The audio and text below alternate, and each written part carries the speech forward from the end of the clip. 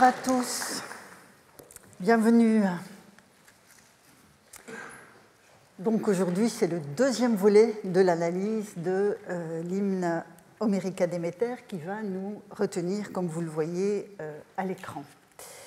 Et en fait, l'intrigue de cet hymne forme en fait un noyau, une sorte de noyau dur dans les traditions narratives qui concernent Déméter. Et donc, c'est une thématique sur laquelle je vais revenir tout au long des semaines qui viennent. Donc, c'est vraiment un cœur de cible important pour la compréhension de la thématique même du cours. Et cette intrigue, donc, permet d'appréhender les représentations que se donnaient les Grecs de la période archaïque de cette divinité, de son champ de compétences ou de ses champs de compétences. Et cet éclairage est évidemment extrêmement précieux après pour comprendre ce qui sous-tend les cultes qui sont rendus à la divinité, notamment quand elle est thesmophoros. Alors la semaine dernière, j'avais donc entamé l'étude des composants théogoniques repérés dans le déroulement de l'intrigue.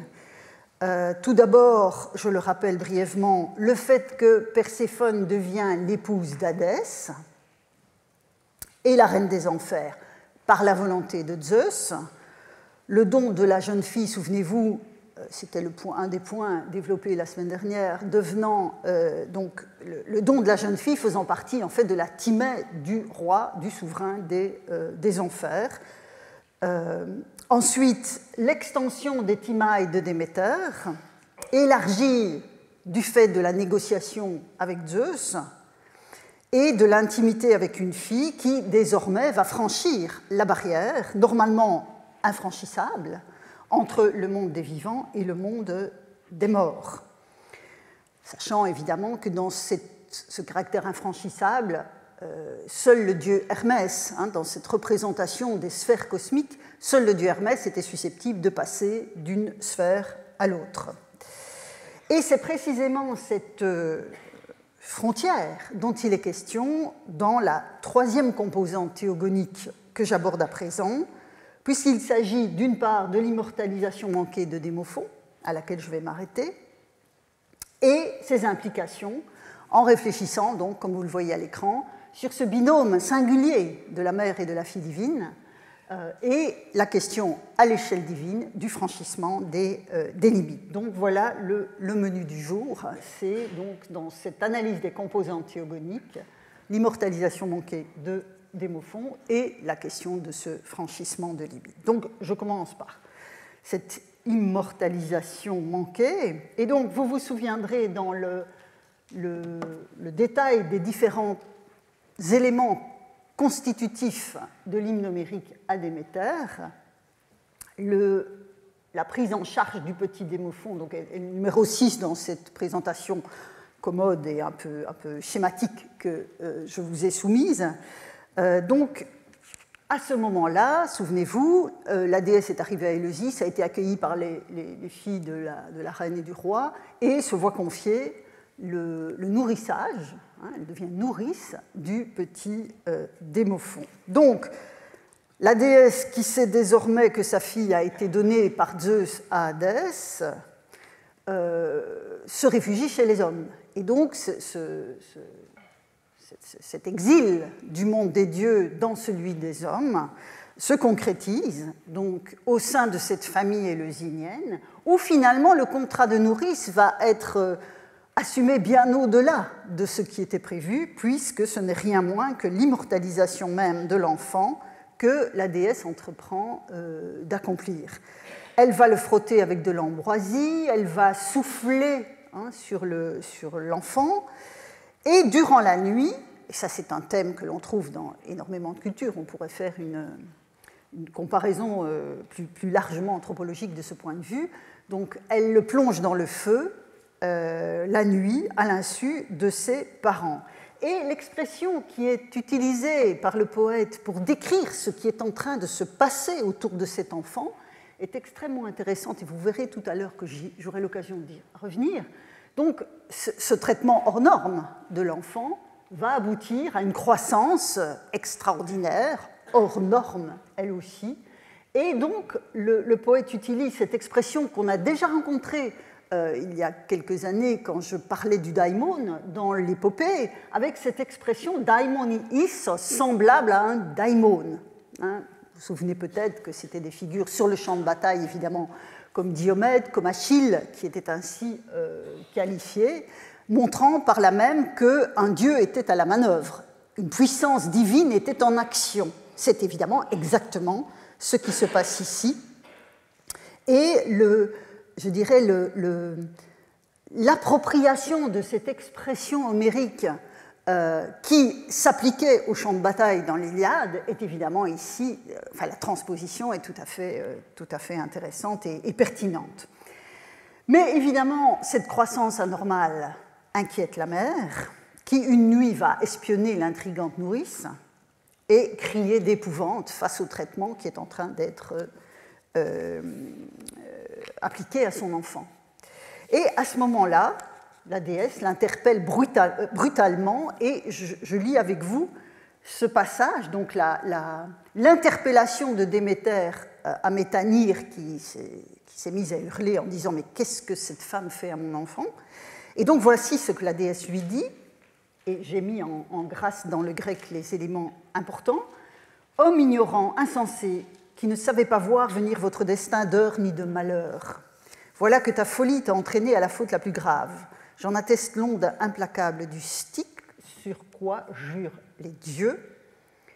J'aurais fait de ton fils un être exempt à tout jamais de vieillesse et de mort. » Et vous voyez que les deux adjectifs qui sont utilisés sont athanatos et ageraos. Je lui aurais donné un privilège impérissable, et c'est évidemment la timée qu'on retrouve, comme toujours, cette espèce de mot-clé de notre réflexion. Mais maintenant, il n'est plus possible qu'il échappe au destin de la mort, du moins un privilège impérissable lui sera jamais attaché parce qu'il est monté sur nos genoux et qu'il a dormi dans nos bras. Donc, voilà l'interpellation. La suite est prévisible. L'enfant déposé sur le sol reste évidemment inconsolable après avoir connu une telle nourrice. La mère est prostrée et la déesse, qui a décliné son identité, exige qu'on lui élève un autel, un temple, sous l'acropole et la haute muraille. Et c'est là, annonce-t-elle, qu'elle va révéler ses orgias. Et j'aurai l'occasion de revenir plusieurs fois sur ce terme, qui est un terme extrêmement important pour comprendre les thesmophories elles-mêmes. Et donc, elle révélera ses orgias, dit-elle, afin que les hommes les célèbrent pieusement pour qu'elle leur soit favorable. Elle va alors rejeter son apparence de vieille femme. Et bon, vous avez cette image splendide de la déesse qui reprend une haute taille, qui laisse couler ses cheveux blonds sur ses épaules. Et évidemment, les dieux sentent bon, vous le savez, et une magnifique odeur émane de cette vision, et une lumière éclaire tout le palais. C'est ce que nous appelons une épiphanie.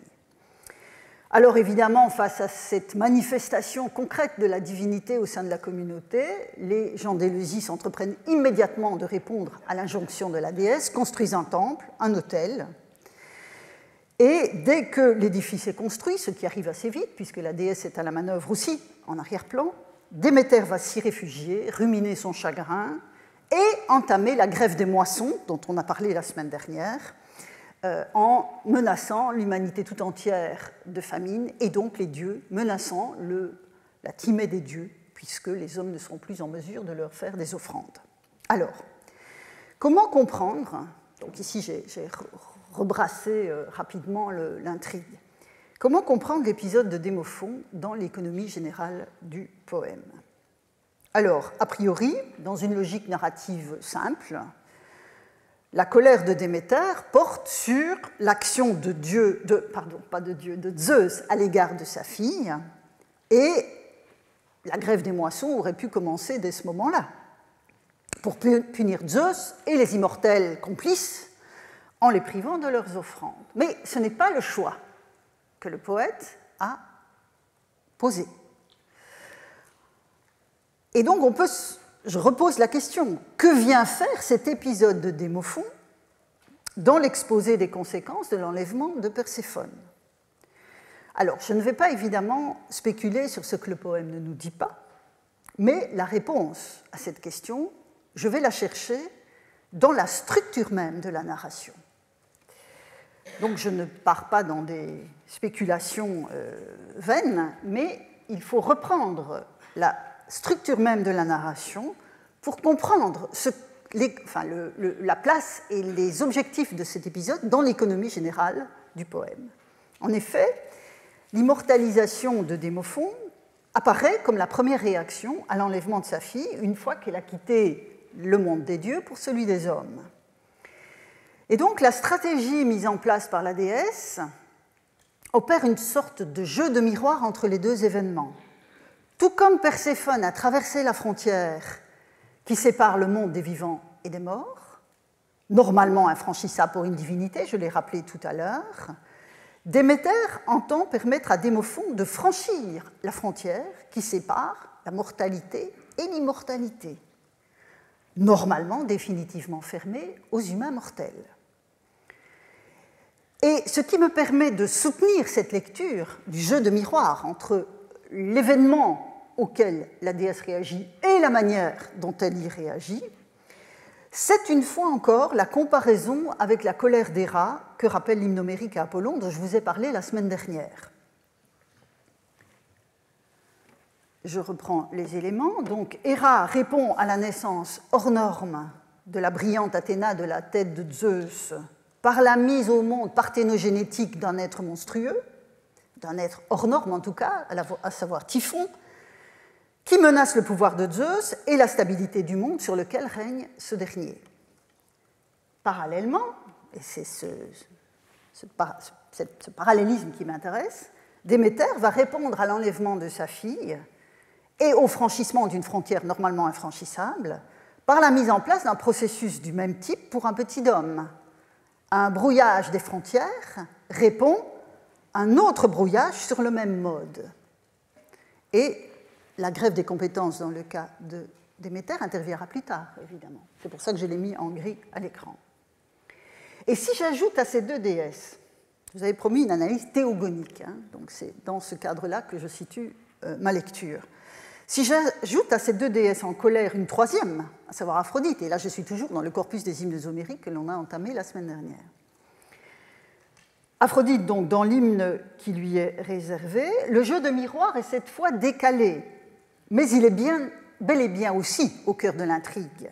Zeus s'oppose à la déesse qui fait s'unir des dieux à des femmes mortelles, en la contraignant à s'unir elle aussi à un mortel, à savoir le Troyen Anchise. Donc, on retrouve le thème des niveaux cosmiques. Des niveaux cosmiques dans l'hymne à Aphrodite comme dans l'hymne à Déméter. C'est le problème de la porosité ou de l'absence de porosité où réside, donc, entre les sphères, où résident les différentes formes de vie, qui est soulevé et travaillé poétiquement, théogoniquement, de part et d'autre. Donc ce parallèle, donc cette menace finalement que les trois déesses font courir au monde de Zeus, se cristallise, vous l'aurez peut-être remarqué, au sein même de leurs compétences spécifiques. L'impulsion érotique chez Aphrodite, le pouvoir souverain d'un héritier susceptible de renverser son père chez Héra, et dans le cadre de Déméter, le nourrissage auquel je vais revenir, nourrissage de ce petit homme. Toutefois, en comparant évidemment ces trois pièces hymniques, dont celle supposée pour Héra, puisque je vous ai dit que c'était là, on est dans l'ordre de l'hypothèse, je suis consciente que les ressorts narratifs qui sont mis en place dans les trois cas ne sont pas absolument identiques. Ainsi, l'hymne Aphrodite ne s'articule pas autour d'une crise explicitement et sciemment déclenchée par la déesse en colère, comme c'est le cas pour les deux autres. Donc il y a des glissements. Mais ce qui m'intéresse dans cette comparaison, c'est la nécessité pour Zeus de ramener chacune de ces puissantes déesses dans le cadre stabilisé de son règne. Et ça traverse les trois intrigues, même s'il y a des décalages. Et ça atteste surtout, me semble-t-il, la dimension théogonique des trois poèmes, ou des trois intrigues en tout cas, puisque malheureusement un des poèmes, s'il a existé, ne nous est plus accessible. Et j'ouvre juste une petite parenthèse, puisque je vous ai dit la semaine dernière que dans les grands hymnes, les plus longs des hymnes dans le corpus il y avait donc Apollon, Hermès, Aphrodite et Déméter. Ce qui est aussi intéressant de constater, c'est que la dimension théogonique prend la forme d'un conflit avec Zeus dans le cas des déesses, alors que dans le cas d'Hermès et d'Apollon, ce n'est absolument pas comme cela que les choses se déclinent. Ces deux fils de Zeus ne menacent pas l'ordre du monde comme les déesses peuvent le faire. On verra s'il y a quelque chose à tirer de ce genre de constat un peu plus tard. Mais je reviens à Démophon. L'immortalisation à laquelle tend l'action de Déméter passe notamment par la plongée dans le feu, et c'est ça effectivement qui va saisir de terreur la mère de l'enfant, qui va ainsi arrêter tout le processus. Alors, je vous ai dit, cette image de l'immortalisation par plongée dans le feu, elle est assez... je ne vais pas dire que c'est un invariant anthropologique, mais c'est une image qui est volontiers convoquée dans bon nombre de cultures humaines. Mais ce qui m'intéresse, c'est le sens que ça peut prendre dans le cadre grec. Et on voit bien que cette image est évocatrice de la combustion de ce qui est humain dans le corps de celui qui est soumis à ce type de probation ignée. Et le cas de Dionysos en est sans doute le plus bel exemple. Vous vous souviendrez qu'il est le fils de Zeus et de Sémélé, donc une mortelle. Or, cette dernière, par sa mortalité même, affecte le patrimoine génétique de l'enfant, fût-il fils de Zeus. Et cet enfant devrait porter la trace de cette hybridité. Et donc, ça devrait être un héros destiné à mourir. Mais la naissance exceptionnelle de Dionysos pallie en fait ce problème d'hybridité. Et vous allez voir que j'arrive tout de suite à la question de la combustion. En exigeant de son amant qu'il se montre à elle comme il se montre à Héra, Sémélé va en fait finir foudroyée, vous connaissez la thématique, elle finit foudroyée, signe ainsi son arrêt de mort, et le foudroiement donc, va la faire se consumer sur place, et le dieu a juste le temps de retirer l'enfant à naître. Mais le petit Dionysos sort de cette expérience pleinement Dieu. Si vous voulez, cette plongée dans le feu qui est effectuée par Déméter par rapport à Démophon, le foudroiement de Sémélé en est en quelque sorte la quintessence sur le plan divin. Et donc vous avez à la fois ce bûcher épiphanique dans lequel se consume Sémélé, et vous avez aussi, vous connaissez l'intrigue, le fait que Zeus va terminer la gestation de Dionysos dans son corps même, ce qui éliminera définitivement les éventuelles scories d'humanité qui frappent encore le nourrisson. Donc le feu, de ce point de vue-là, est un opérateur particulièrement efficace. Mais j'attire à nouveau votre attention sur le texte que l'on a lu il y a un instant. Il n'est pas dit dans ce texte, donc au vers 256-264 de l'hymne, que Déméter entend faire de Démophon un dieu. Ce n'est pas ça que le poème dit. Elle veut le soustraire à la vieillesse et à la mort. Alors certes, l'absence de vieillesse et de mort est par excellence la prérogative des dieux, bien sûr, mais il y a quelque chose de plus qui fait le dieu, c'est la puissance d'action dans le monde, qui ne doit pas être minimisée quand on essaie de comprendre ce qu'est un dieu grec. Or, cette puissance fait défaut à toute une série d'êtres qui sont par ailleurs immortels. J'ai déjà eu l'occasion d'évoquer cette caractéristique. Par exemple, les Troyens Ganymède et Tithonus, qui sont enlevés respectivement par Zeus et par l'aurore, par Eos, sont certes immortels. Alors dans le cas de Tithonus, ils vieillissent, ce qui est un problème supplémentaire, je ne m'y arrête pas. Mais en tout cas, ils ne deviennent pas dieux. Il n'est pas dit que ce sont des dieux. Ils n'acquièrent pas le statut de théos. Vous voyez, il y a là une distinction dont ce passage de l'hymne, me semble-t-il, une dimension à laquelle ce passage de l'hymne fait droit. Et donc, dans l'hymne qui, même s'il n'y a pas cette intention d'en faire un dieu, il n'empêche que l'entreprise de Déméter à l'égard de Démophon risque néanmoins de mettre à mal l'ordonnancement voulu par Zeus après la crise prométhéenne. Cette crise, souvenez-vous, fondée sur la dispute entre Zeus et Prométhée, avait conduit à la séparation définitive des hommes et des dieux et à leur distinction dans l'échelle des vivants. Et c'est d'ailleurs un tel objectif que poursuit aussi Zeus dans l'hymne homérique à Aphrodite, clarifier les frontières. Dans l'hymne à Déméter, la volonté de la déesse d'immortaliser Démophon est dès lors un retour en arrière par rapport à cette volonté de clarifier les statuts. Donc, en injectant des qualités proprement divines, à défaut d'un statut effectivement divin dans la figure du petit garçon, l'opération aboutirait immanquablement à un brouillage des frontières, je le disais tout à l'heure. Et si, comme l'écrivait un scoliaste de la théogonie, la crise prométhéenne, donc un méconné, qui est un autre nom de la cité de Sicyone, la crise prométhéenne a défini ce qu'est un dieu et ce qu'est un homme, tenter d'immortaliser un homme revient à invalider une part importante de cette distinction.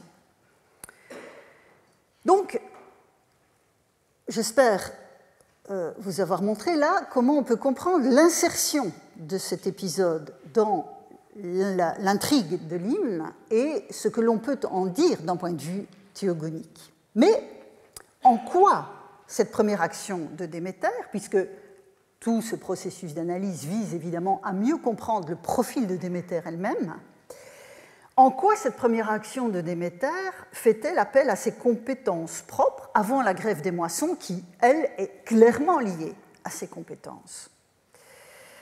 Et pour répondre à cette question, outre la plongée dans le feu, je le rappelle, le soin donné à Démophon par cette nourrice exceptionnelle se caractérise en négatif par l'absence de pain, de lait maternel, et en positif par des frictions d'ambroisie, de nectar, enfin non, d'ambroisie, pas de nectar, des frictions d'ambroisie et par le souffle divin sur l'enfant. Et voilà le texte qui parle de ce traitement particulier.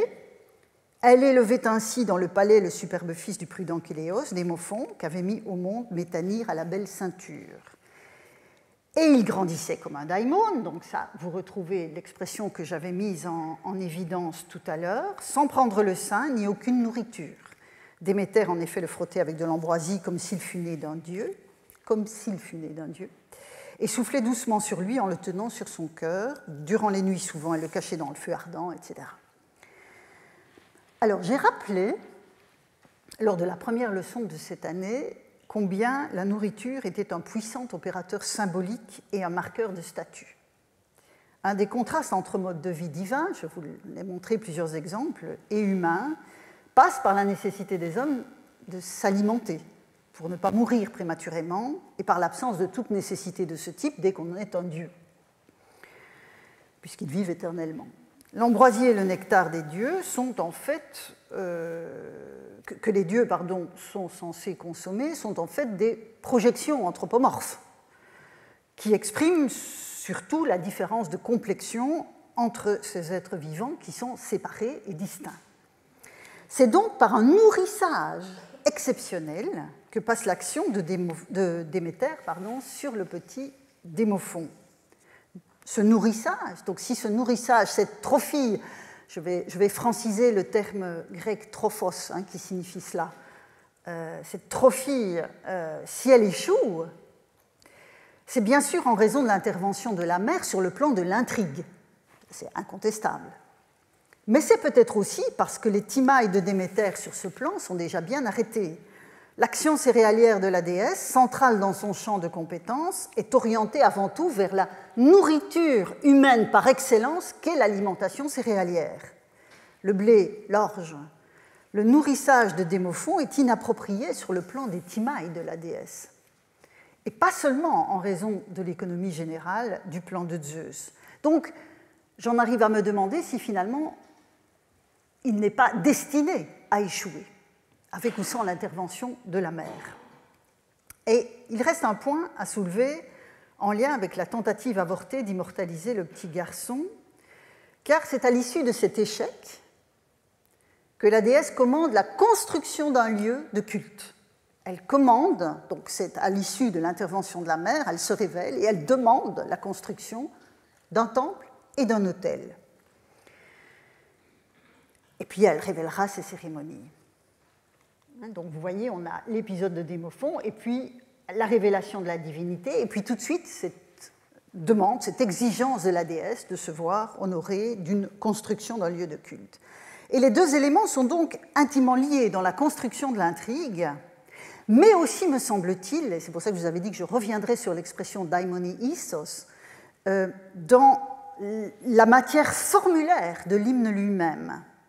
Donc, on avait cette idée du aexeto daimoni issos, donc ça c'est l'enfant qui croit semblable à une puissance divine. Et puis vous avez,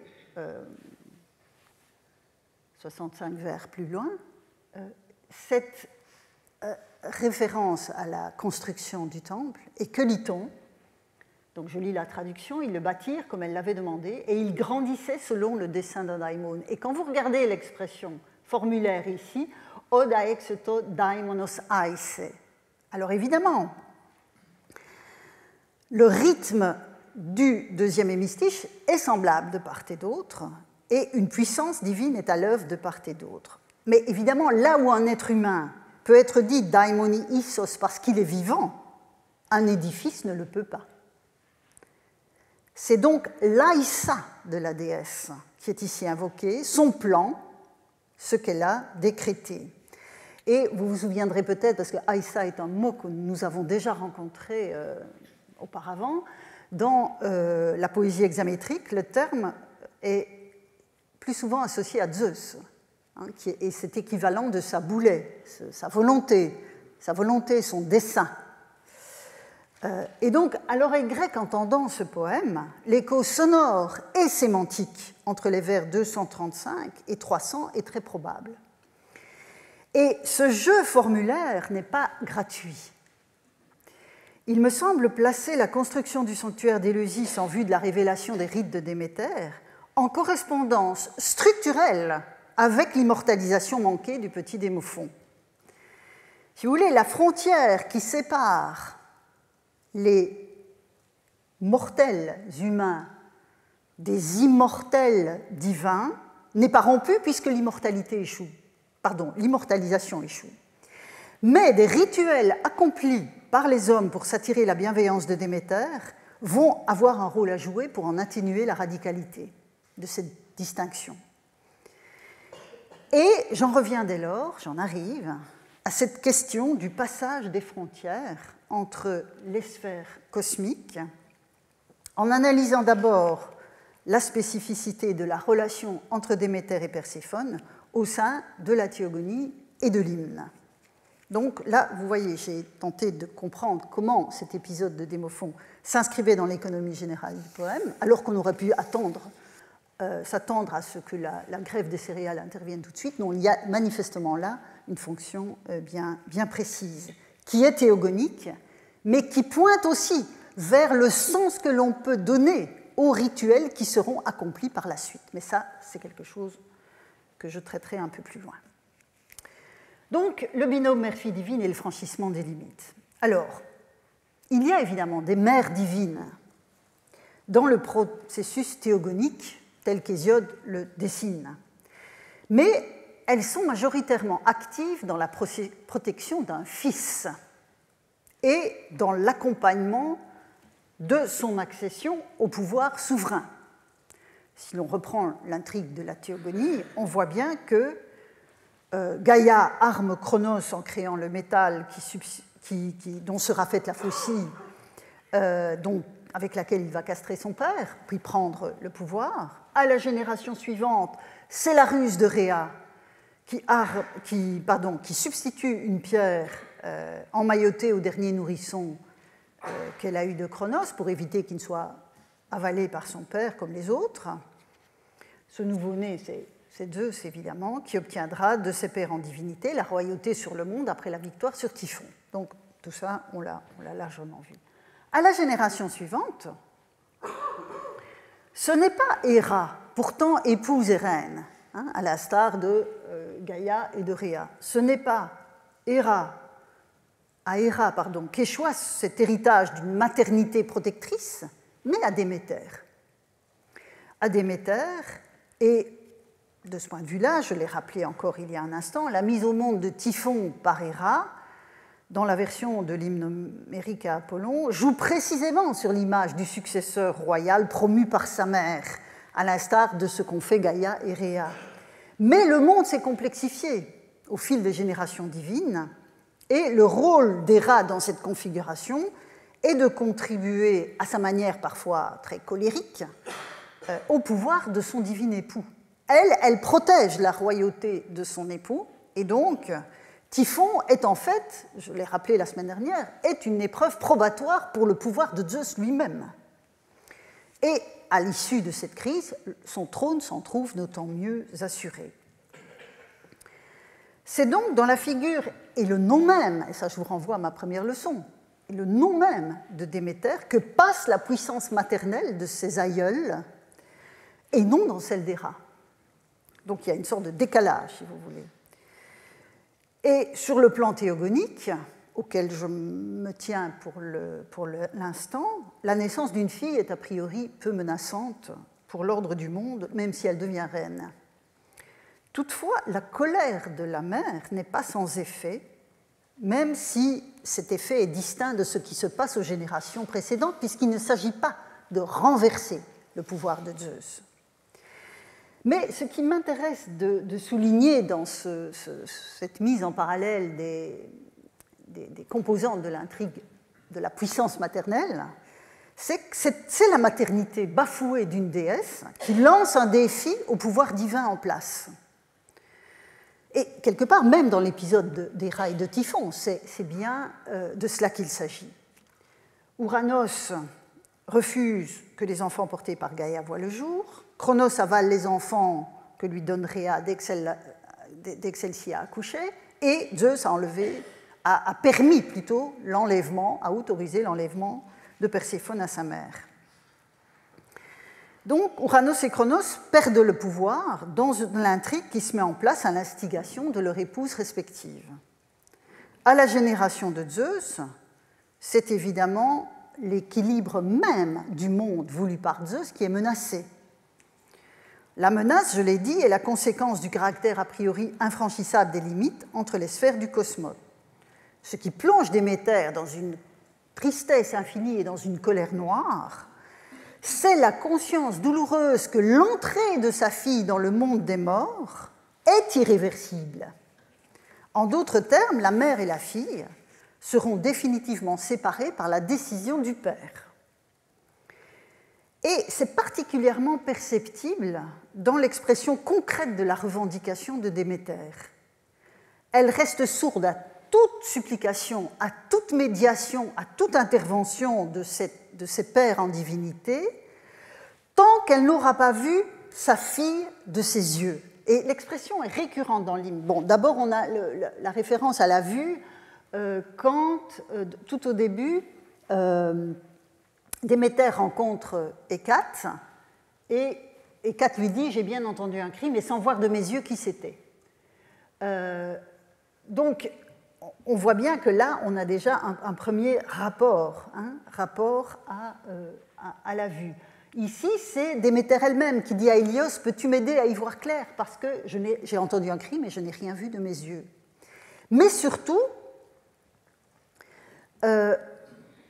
c'est l'affirmation récurrente, vous voyez là les différents passages que j'ai mis à l'écran, l'affirmation récurrente du lien entre la fin de la colère de Déméter et le fait de revoir sa fille.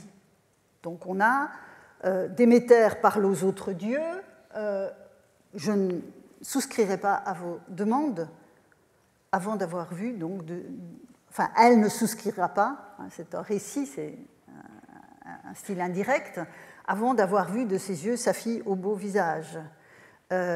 Puis Zeus à Hermès dit à Hermès, bon, va chercher Perséphone, afin que sa mère, à la voir de ses yeux, fasse cesser sa colère et son terrible courroux contre les immortels. Et puis Perséphone raconte tout cela à Déméter et lui dit qu'effectivement, on est venu la chercher, afin que, m'ayant vu de tes yeux, dit-elle à sa mère, tu déposes ta colère et ton terrible courroux contre les immortels. Et vous voyez cette récurrence du verbe voir dans ces différents passage. Et donc, et c'est un point central dans l'hymne, par le biais de la maternité blessée, bafouée, c'est l'irréversibilité de la séparation entre le monde des vivants et celui des morts qui est interrogée et mise en cause. C'est un point central dans la dimension théogonique de cette pièce. Même si Perséphone est une déesse et évidemment elle ne risque pas de mourir, son enlèvement la rend définitivement invisible à sa mère, en théorie. Et donc, à l'échelle divine, c'est la disparition d'un proche dont Déméter fait l'expérience, à l'instar de ce que vivent les humains mortels. Et les conséquences de la crise sont dès lors de deux ordres. Sur un plan théogonique dont je tire le fil depuis tout à l'heure, la colère de Déméter va conduire à assouplir le compartimentage strict des espaces pour les dieux en autorisant une exception. Je laisse de côté l'exception d'Hermès qui est le passeur par excellence.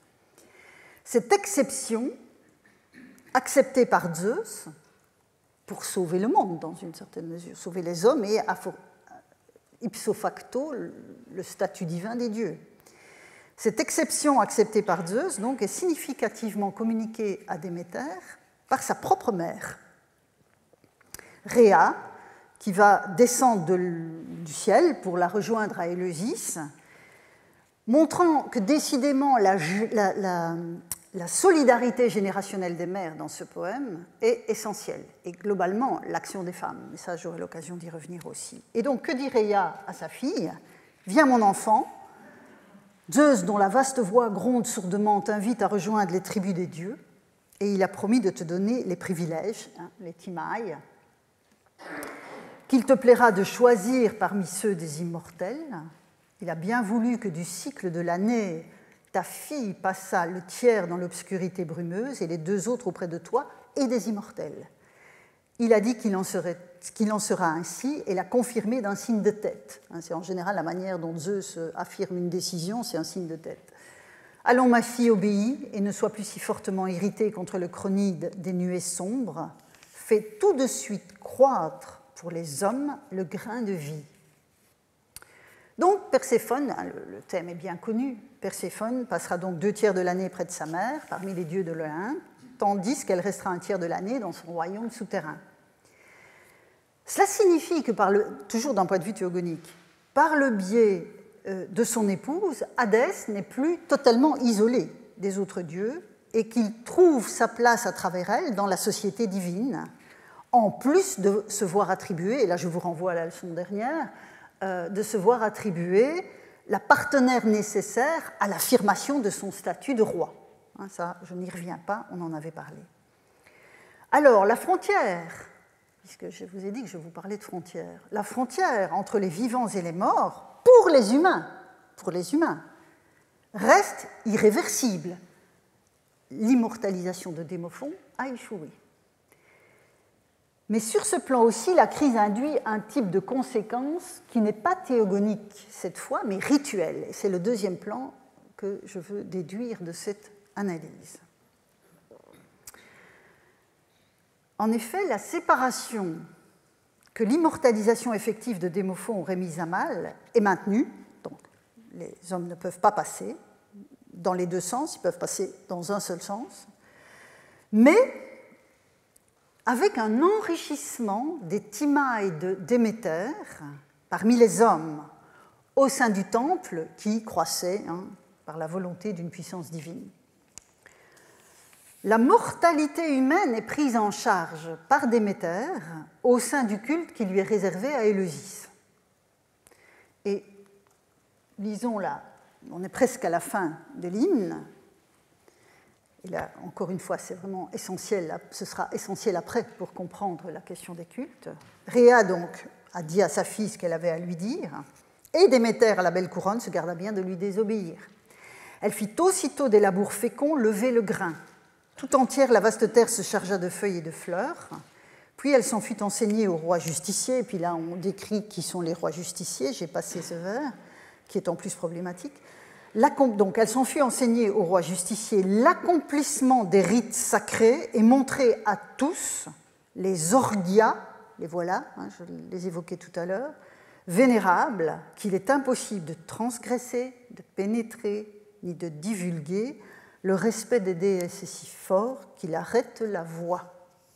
Et puis, le macarismos final dont on a déjà eu l'occasion... Non, celui-là, on n'a pas encore vu. On avait vu le macarismos avec Ploutos, mais celui-ci, c'est vraiment l'ultime affirmation de l'hymne. Heureux celui qui, parmi les hommes de la terre, a vu cela, c'est-à-dire les orgias. Au contraire, celui qui n'est pas initié au rite sacré, celui qui n'y prend part, n'a point semblable destin, même lorsqu'il est mort dans l'humide noirceur. Puis alors, on a juste après, c'est là que demeure donc, dans l'Olympe, auprès de Zeus qui aime la foudre, ces déesses augustes et vénérées. Grand est le bonheur de celui qu'elle daigne aimer parmi les hommes. Elles envoient donc, voilà Ploutos, dans sa vaste demeure et installe à son foyer, Ploutos qui donne l'abondance aux hommes mortels. Prière vraiment sur l'action même de Déméter, puisque vous vous souvenez que j'ai analysé la figure de Ploutos comme étant une figure de type démonique. Alors, à ce stade de ma réflexion, je n'ouvre pas, je n'en ai pas le temps d'ailleurs pour ce qui me reste, je n'ouvre pas le dossier des mystères d'Éleusis comme tel, j'y reviendrai le moment venu, car la Déméter d'Éleusis est Thesmophoros dans la documentation postérieure à l'hymne. Or, c'est bien la Thesmophoros que j'ai en ligne de mire, comme l'indique l'intitulé général du cours de cette année. Mais je voudrais à ce stade souligner, par quelques remarques sur le texte lui-même, je ne quitte pas l'hymne homérique aujourd'hui, je voudrais souligner ce que cet hymne nous dit des cérémonies et du bénéfice qui en est attendu.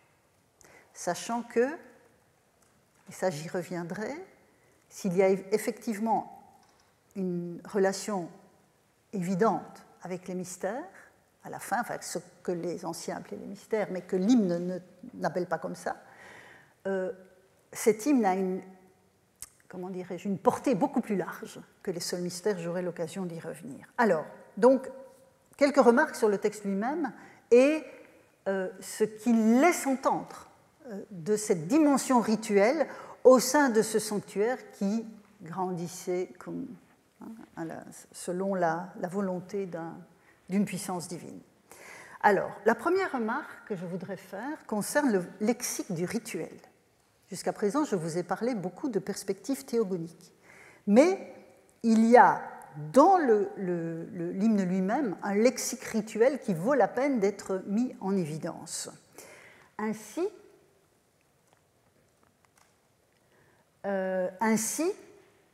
au vers 211, l'expression Osies Eneken, qu'on a déjà étudiée l'année dernière, mais dans la réflexion sur Osios et Osies,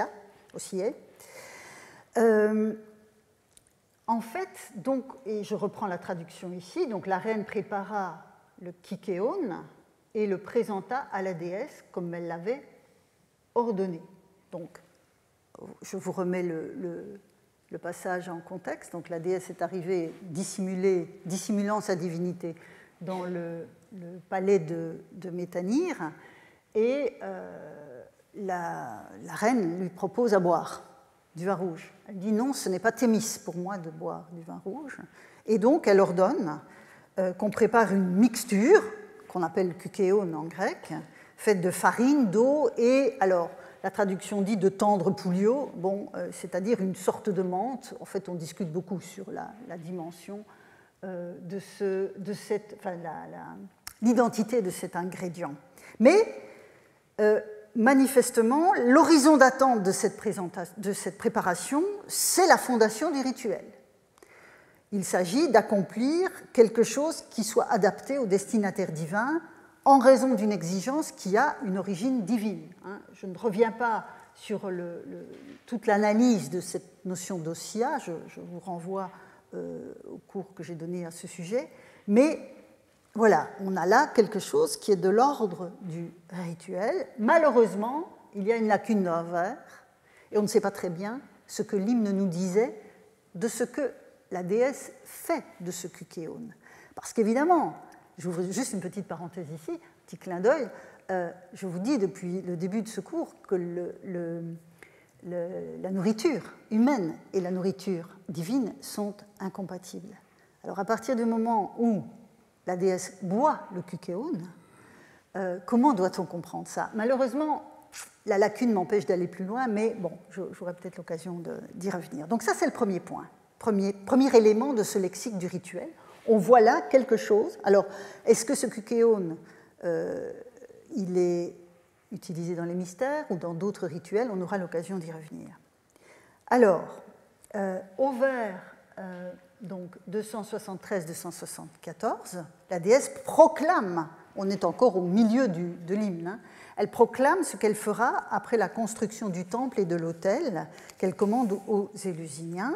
Et donc, elle dit « J'établirai moi-même les orgias, à nouveau, j'établirai moi-même les orgias afin que vous vous rendiez mon cœur propice en les accomplissant de pieuses manières. » Et puis, l'enseignement, enfin, l'annonce va s'actualiser hein, au moment où elle obéit à Zeus. Elle s'en fut enseignée au roi justicier, l'accomplissement des hieras et montrer à tous les orgias vénérables qu'il est impossible de transgresser, de pénétrer, de divulguer le respect des déesses. C'est si grand qu'il arrête la voix, c'est ce que nous avons lu il y a un instant. Alors, le neutre pluriel de hieros est largement attesté chez Homère et désigne à la fois des cérémonies sacrées et des objets sacrés. Il y a là une ambiguïté dans l'expression qui est parfois difficile à lever. Quant au substantif pluriel, neutre pluriel, orgia, il trouve ici en fait ses premières occurrences. Dans l'hymne homérique à Déméter est la première pièce où l'on trouve attesté ce terme de orgia, qui est sans doute fondé sur le verbe erdein, qui est l'expression poétique de l'action, notamment rituelle. Et orgia, en fait, va présenter exactement la même ambiguïté que hiera, oscillant entre le sens de cérémonie et donc de rituel, d'actes qui sont accomplis, et d'objets concrets servant à ces mêmes cérémonies. Et dans le cas de la présente proclamation, dans la proclamation de la déesse et puis l'actualisation de sa proclamation, l'ambivalence est de mise ici, puisque avec le verbe hypotésomai, vous avez, ça renvoie à la fois au fait concret de placer, de déposer, ce qui renverrait plutôt aux aspects concrets, ou ça peut aussi faire référence à une dimension plus abstraite d'instituer. Dans le second passage, la dimension concrète me semble mieux assurée. On aurait l'enseignement des hiéras en tant que cérémonie, et puis l'ostentation des objets de l'autre. Alors, deuxième remarque sur orgia, intimement liée à la première, donc l'usage, parce que orgia, c'est vraiment quelque chose que l'on va retrouver au fil des leçons qui viennent, donc je veux vraiment bien placer le cadre. En fait, l'usage du terme orgia, orgia est un terme assez spécialisé, un terme marqué, comme on dit, qui reste associé tout au long des textes, de la production de textes en grec, associé à certains cultes de Déméter, mais aussi à ceux de Dionysos. Ce qui rassemble une fois encore ces deux divinités, dont je vous ai dit qu'elles étaient présentes de façon assez fugace dans l'épopée homérique. Dans les cultes de la déesse et du dieu auquel le terme orgia est associé, il renvoie en fait à quelque chose qui est dissimulé à la vue du plus grand nombre, quel que soit le sens que l'on donne à orgia. Il s'agit donc vraiment d'un terme marqué pour désigner des hieras, qui est lui le terme non marqué, frappés du sceau du secret, que ce soit les objets ou les rituels. et là encore, hein, on voit bien cet effet de synecdoque où l'objet peut désigner la cérémonie et inversement. En d'autres termes, la cérémonie éleusinienne pour Déméter et sa fille, dont on sait que les Athéniens l'appelaient ta mysteria, ça on le sait notamment dans l'épigraphie, vous remarquez que ce n'est pas ainsi que ce rituel est désigné dans l'hymne qui est censé le fonder. Et ça, c'est une ambiguïté à laquelle il faudra revenir. C'est le mot orgia, terme ambivalent entre objet concret et rituel d'ostentation des 10 objets, qui est utilisé à cette fin. Alors évidemment, vous remarquez que j'ai laissé hiera, bon là j'aurais pu mettre rituel sacré, ça ne pose pas trop de problèmes. Traduire orgia, c'est très difficile. C'est très difficile parce que vous voyez bien qu'orgie est passé par le filtre critique des pères de l'Église. Hein, c'est-à-dire que la stigmatisation de ce type de cérémonie secrète pour Déméter et Dionysos a été très forte chez les pères de l'Église, et on est les héritiers de cette histoire du mot. Quand on parle d'orgie, c'est toujours négatif. Donc on ne peut pas traduire par orgie, ce n'est pas possible. Ce n'est pas possible, ça dirait tout autre chose que ce que le mot signifie. Donc je vais garder orgia, on essaiera peut-être de le traduire tout à la fin, mais pour le moment, gardons-le. Et derrière mysteria, en fait, vous avez donc le verbe muein qui signifie fermer. Et alors ça peut être fermer les yeux, hein, et puis fermer les yeux avant une forme d'ostentation, d'objet, justement. Ou parfois on parle aussi de fermer la bouche, mais c'est plutôt fermer les yeux. Même si, en l'occurrence, le respect des déesses est si fort qu'il arrête la voix. Donc on voit bien que là, il y a les deux dimensions. Alors, troisième remarque. Sur le contenu même de l'hymne, je voudrais souligner une fois encore l'importance de la vue dans le poème. Donc, j'ai souligné que ce que la déesse réclame, c'est de voir sa fille de ses yeux pour déposer sa colère. Donc, fondamentalement, dans toute cette affaire, la déesse exige qu'on lui mette sous les yeux ce qui est normalement impossible de voir, puisqu'elle est passée dans l'au-delà. Elle est partie donc dans le monde d'en bas dont on ne revient pas, et donc il y a là une exception à la règle où l'on ne voit plus ce qui est parti. Importance de la vue, disais-je, on le voit aussi quand la déesse, encore déguisée en vieille femme, entre dans le palais d'Éleusis où l'attend la reine Métanire qui va lui confier son fils. La description est saisissante. Hein, donc, tandis qu'elle s'affairait à ses côtés, non, là, pardon, ce n'est pas quand elle arrive, c'est l'épiphanie de la divinité, quand la mère s'est mise à crier et que Déméter a déposé le petit garçon sur le sol. Tandis qu'elles s'affairaient, donc les filles de la reine s'affairent aux côtés de leur mère, elle toucha le faîte de la grande salle en posant le pied sur le seuil et répandit sur la porte une divine clarté, c'est la scène que j'ai évoquée tout à l'heure. Et puis alors, évidemment, les filles la femme et les filles sont terrorisées, tétanisées, une retenue pleine de vénération. Hein, vous avez ici Aidos et Sébas, qui sont des notions qu'on a déjà vues passer les années précédentes. Et une frayeur qui fait blêmir s'emparèrent d'elle. Elle, donc Métanire. Ah non, pardon, non, excusez-moi. Ce n'est pas l'épiphanie, c'est le moment où elle arrive dans le palais. C'est le moment où elle arrive dans le palais, mais quelque part, même si elle est déguisée, sa divinité transparaît. Et donc, il y a une sorte d'effet terrible qui impressionne Métanire, qui est donc saisie d'une frayeur qui fait blêmir et qui lui cède sa chaise et la prie de s'asseoir. Quand ce sera évidemment l'épiphanie, après la tentative avortée d'immortaliser Démophon, ce sera encore à la puissance X. Pardon. Donc là, on voit la vision qui est extrêmement importante dans cette partie. Donc, cette vision qui va enclencher un sébas, donc un respect, le fameux respect qui arrête la voix. Et au tout début de l'hymne, déjà, une vision suscitant le sébas, donc ici je piste l'importance de la vue dans cette poésie, l'enlèvement de Perséphone est lui-même rendu possible par une merveille à voir. Tout au début de l'hymne,